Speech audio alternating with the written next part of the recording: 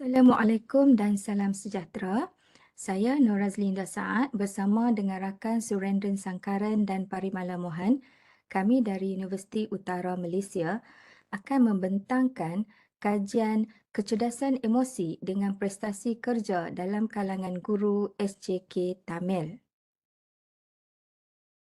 Umum mengetahui bahawa apabila kita menjadi seorang guru, kita berhadapan dengan pelbagai cabaran. Cabaran-cabaran semasa yang dihadapi oleh seseorang guru memerlukan mereka melengkapkan diri dengan pelbagai pengetahuan, memperoleh kemahiran yang lebih baik, mematuhi kod etika guru dan mempunyai kemahiran sosial yang tinggi. Dalam satu kajian pada tahun 2014 menunjukkan bahawa 20% sehingga 30% perkadaran kejayaan di tempat kerja adalah disebabkan kecerdasan emosi dan pentadbir akademik. Manakala dalam satu kajian pada tahun 2012 dan 2002 menunjukkan bahawa staf yang mempunyai kecerdasan emosi yang lebih tinggi membuat kerja dengan lebih mahir. Mereka berasa puas hati dengan pekerjaan mereka dan merasa setia kepada organisasi dan kerjaya mereka. Dalam satu kajian pada tahun 2017, mendapati bahawa 76.3% guru menyatakan ketidakpuasan mereka terhadap profesion kerana beban kerja yang berat yang perlu dilakukan oleh mereka setiap hari. Manakala pada tahun 2016, dalam satu kajian yang telah dilakukan oleh Cik Amah Layas Asma menunjukkan terdapat satu fenomena guru bersara awal. Hal ini kerana fenomena ini dikaitkan dengan perubahan dalam kurikulum yang diperkenalkan dalam sistem pendidikan di Malaysia. Selain daripada mengajar, guru-guru juga sebenarnya terlibat secara langsung dalam beberapa aktiviti di luar sekolah seperti dalam kokurikulum, sukan dan juga kelas tambahan. Justru perubahan ini dikatakan telah menyebabkan senarai tugas seseorang guru menjadi lebih lama dan guru ditekan dengan jangkaan yang lebih tinggi, manakala keadaan-keadaan lain tetap tidak berubah. Dalam kajian ini, kami menetapkan kepada dua objektif. Yang pertama adalah untuk mengenal pasti tahap kecerdasan emosi dan tahap prestasi kerja dalam kalangan guru. Objektif yang kedua pula adalah untuk mengenal pasti hubungan antara kecerdasan emosi dengan prestasi kerja dalam kalangan guru. Terdapat beberapa kajian yang telah dilaksanakan berkaitan dengan kecerdasan emosi dan juga prestasi kerja. Antaranya kajian-kajian yang telah dilakukan pada tahun 2021, 2013 dan juga 2015.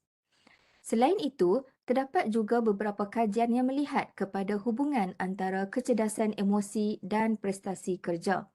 Antaranya, kajian yang telah dilakukan oleh Firdaus dan rakan-rakan pada tahun 2017 dan juga Suzliana pada tahun 2015. Dalam kajian ini, kajian berbentuk kuantitatif telah dilaksanakan. Reka bentuk kajian ini adalah kaedah tinjauan. Seramai 196 orang guru dari Sekolah Jenis Kebangsaan Tamil di daerah Kuala Mudayan, Kedah terpilih sebagai sampel kajian. Dan teknik persampelan rawak digunakan dalam kajian ini. Kajian ini menggunakan instrumen soal selidik dan diadaptasi daripada kajian-kajian lepas. Terbahagi kepada dua bahagian iaitu kecerdasan emosi dan prestasi kerja guru.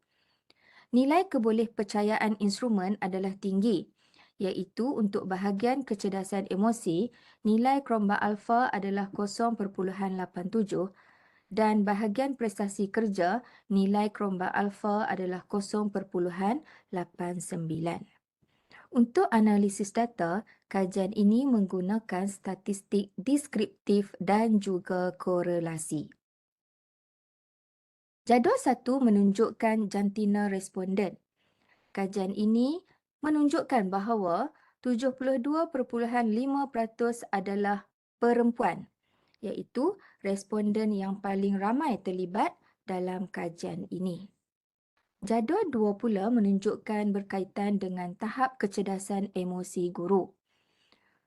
Tahap kecerdasan emosi guru yang diperoleh adalah tinggi di mana min adalah 4.23.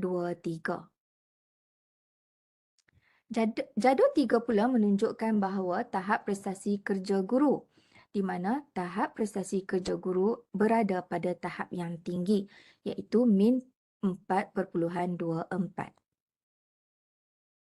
Untuk melihat hubungan antara kecerdasan emosi guru dengan prestasi kerja, dalam jadual 4 ini menunjukkan variabel kecerdasan emosi mempunyai hubungan yang signifikan.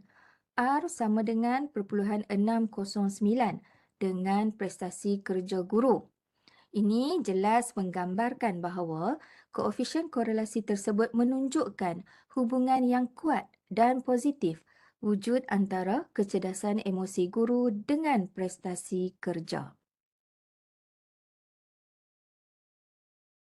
Daripada dapatan tersebut, menunjukkan bahawa dapatan kajian ini adalah selari dengan dapatan kajian yang telah dilakukan pada tahun 2018, di mana ia menyatakan bahawa kecerdasan emosi mempunyai hubungan yang rapat dengan prestasi kerja yang ditunjukkan oleh staf di dalam sesebuah organisasi.